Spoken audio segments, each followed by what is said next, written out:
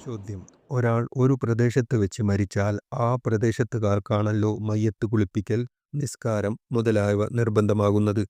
അപ്പോൾ ആശുപത്രികളിൽ വെച്ച് മരണപ്പെടുമ്പോൾ അവിടെയുള്ള നാട്ടുകാർക്ക് മേൽക്കാര്യങ്ങൾ ചെയ്യൽ നിർബന്ധമാണോ? ഉത്തരം: അതെ, നിർബന്ധമാണ്. മരിച്ച പ്രദേശത്ത് വെച്ച് തന്നെ കുളി, നിസ്കാരം മുതലായവ നിർവഹിക്കൽ നിർബന്ധമാണ്. അതിനു മുമ്പ് ആശുപത്രി സ്ഥിതി ചെയ്യുന്ന നാട്ടിൽ നിന്ന് മൃതദേഹം കൊണ്ടുപോകുന്ന പക്ഷം അന്നാട്ടുകാർ മുഴുവൻ കുറ്റക്കാരാകും. അവർ പരേതന്റെ കൂടെ പോയി മറ്റൊരിടത്ത് വെച്ച് പ്രസ്തുത കർമ്മങ്ങളിൽ പങ്കുവഹിച്ചാലും കുറ്റക്കാരാകും. ആശുപത്രികളിൽ വെച്ച് മൃതിയടഞ്ഞവരെ ഇത്തരം കാര്യങ്ങളൊന്നും നിർവഹിക്കാതെ കൊണ്ടുപോവൽ സർവ്വസാധാരണമാണ്. അപ്പോൾ പ്രബലപക്ഷമനുസരിച്ച് ആ നാട്ടിലെ മുസ്ലിങ്ങൾ ആകമാനം കുറ്റക്കാരാകും. മയ്യത്ത് നിസ്കാരത്തിന്റെ കടമ ഏത് പ്രദേശത്ത് വെച്ചാണോ മയ്യത്ത് മരിച്ചത് ആ പ്രദേശത്തുകാർക്കാണെന്നതാണ് അതിന് കാരണം. മരിച്ചയാളുടെ ബന്ധുക്കളോ സ്നേഹിതന്മാരോ മരിക്കുന്ന സമയത്ത് ഹാജരുണ്ടെങ്കിൽ അവർ ചെയ്താലും നാട്ടുകാർ ഉത്തരവാദിത്തത്തിൽ നിന്ന് ഒഴിവാകും. അതിനാൽ ആശുപത്രിയിലോ പരിസരത്തോ മയ്യത്ത് കുളിപ്പിക്കാനും നിസ്കരിക്കാനുമുള്ള സൗകര്യം ഏർപ്പെടുത്തേണ്ടത് അനിവാര്യമാണ്.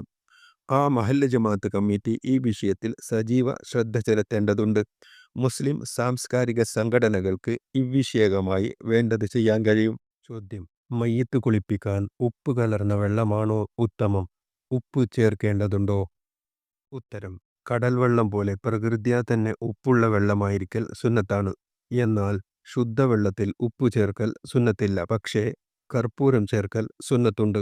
ചോദ്യം: കാഫിറുകളാൽ വധിക്കപ്പെട്ട ഒരാളെ രക്തസാക്ഷി എന്ന ധാരണയിൽ കുളി, നിസ്കാരം എന്നിവ നിർവഹിക്കാതെ മറവു ചെയ്യുകയും ഷഹീദ് അല്ല എന്ന് പിന്നീട് ഉറപ്പാവുകയും ചെയ്താൽ എന്ത് ചെയ്യണം? ഉത്തരം: അങ്ങനെ സംഭവിക്കുന്ന പക്ഷം കുളിപ്പിക്കാൻ വേണ്ടി മയ്യത്തിനെ ഖബറിൽ നിന്ന് പുറത്തെടുക്കൽ നിർബന്ധമാണ്. ചോദ്യം: എന്തെങ്കിലും അപകടം മൂലം ശരീരത്തിന്റെ ഭാഗങ്ങൾ വേർപെട്ടുപോയ ഒരു മയ്യത്തിന്റെ മേൽ കുളിപ്പിക്കാതെ നിസ്കാരം നിർവഹിക്കാമോ?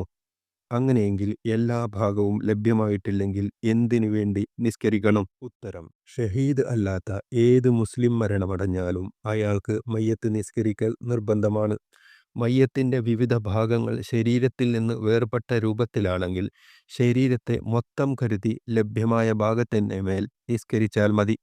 എന്നാൽ ലഭ്യമാവാത്ത ശരീരഭാഗം കുളിപ്പിക്കപ്പെട്ടതായി ബോധ്യപ്പെട്ടിട്ടില്ലെങ്കിൽ ആ ഭാഗങ്ങളെ കുളിപ്പിക്കപ്പെട്ടിട്ടുണ്ടെങ്കിൽ അവയുടെ മേൽ നിസ്കരിക്കുന്നു എന്ന് ബന്ധിപ്പിച്ച് നിയത്ത് ചെയ്യണം. മയ്യത്തിന്റെ മേൽ നിസ്കാരം നിർവഹിക്കപ്പെടണമെങ്കിൽ അത് കുളിപ്പിക്കപ്പെട്ടിട്ടുണ്ടാവണമെന്നത് നിർബന്ധമാണ്.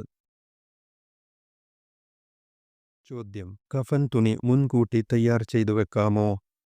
ഉത്തരം: സാധാരണയിൽ കഫൻ തുണി മുൻകൂട്ടി തയ്യാറാക്കി വെക്കുന്നത് സുന്നത്തില്ല. ഹലാലാണെന്നുറപ്പുള്ളതോ സ്വാലിഹീങ്ങളിൽ നിന്ന് ലഭിച്ചതോ ആയ വസ്ത്രം സൂക്ഷിച്ചു വെക്കാവുന്നതാണ്. സജ്ജനങ്ങൾ ഉപയോഗിച്ച വസ്ത്രങ്ങൾ കഫനു വേണ്ടി കരുതിവെക്കൽ നല്ലതാണെന്ന് ഫത്ഹുൽ ബാരിയിൽ വിവരിച്ചിട്ടുണ്ട്. നബി തിരുമേനി ധരിച്ചിരുന്ന ഒരു വസ്ത്രം ഒരു സ്വഹാബി നബിയിൽ നിന്ന് ചോദിച്ചു വാങ്ങി. മറ്റു സ്വഹാബികൾ അതിനെ കുറ്റപ്പെടുത്തിയപ്പോൾ ഇതെനിക്ക് കഫൻ പുടയായി സൂക്ഷിച്ചു വെക്കാനാണ് എന്ന് ആ സ്വഹാബി മറുപടി പറയുകയുണ്ടായി. മറുപടി കേട്ട സ്വഹാബികൾ മൗനം പാലിക്കുകയാണുണ്ടായത്. ഈ സംഭവം ബുഖാരി ഉദ്ധരിച്ചിട്ടുണ്ട്. ചോദ്യം: ഉടൻ മരിച്ചുപോകും എന്ന് ഉറപ്പുള്ളയാൾക്ക് വേണ്ടി കഫൻ പുടവ മുൻകൂട്ടി വാങ്ങിവെക്കാമോ? ഉത്തരം: മരണപ്പെട്ട ശേഷം ഹലാലായ കഫൻ പുടവ ലഭ്യമാവുകയില്ലെന്നുറപ്പുള്ളപ്പോഴും സ്വാലിഹീങ്ങളുടെ മഹത്വം ഉള്ള കഫൻ പുടവയുണ്ടാവുമ്പോഴുമല്ലാതെ കഫൻ പുടവകൾ മുൻകൂട്ടി തയ്യാറാക്കി വെക്കൽ കറാഹത്താണ്. ചോദ്യം: കഫൻ ചെയ്യാൻ തുണി ലഭിക്കാത്ത ഒരു അവസ്ഥ സംജാതമായാൽ എന്തുകൊണ്ട് കഫൻ ചെയ്യൂ? ഉത്തരം: കഫൻ ചെയ്യാൻ വസ്ത്രമോ തത്തുല്യമായ മറ്റൊന്നും തന്നെയോ ലഭ്യമല്ലെങ്കിൽ യഥാക്രമം തോല്, പുല്ല്, മണ്ണു എന്നിവയിൽ പൊതിയൽ നിർബന്ധമാണ്. ചോദ്യം: മയ്യത്തിന്റെ കഫൻ പുടയിൽ എഴുതുന്നതിന്റെ വിധിയെന്ത്? ഉത്തരം: എഴുതിയാൽ സ്ഥിരമാവാത്ത വെള്ളം പോലുള്ളതുകൊണ്ട് ബഹുമാനിക്കപ്പെടുന്ന ഇസ്മുകൾ എഴുതുന്നതിൽ വിരോധമില്ല.